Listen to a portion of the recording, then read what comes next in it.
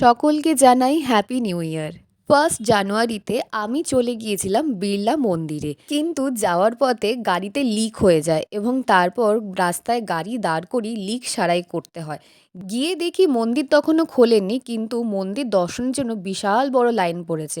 তারপর লাইনে দাঁড়িয়ে দাঁড়িয়ে অপেক্ষা করে দেন আমরা মন্দিরে প্রবেশ করলাম।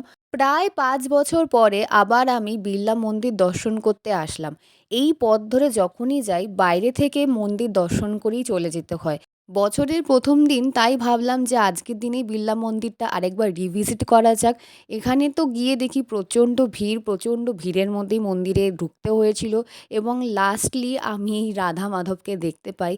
খুবই অপূর্ব লাগছিল রাধা মাধবকে দেখতে, সুন্দর একটা লাল বস্ত্র পরানো হয়েছিল। এরপর প্রসাদ খেয়ে ঠাকুর নমস্কার করে আমরা বেরিয়ে আসি। আমাদের 1 জানুয়ারি কিন্তু খুবই ভালো কাটলো। তোমরা কোথায় কোথায় গেলে তা কিন্তু কমেন্ট বক্সে জানাতে ভুলবে না।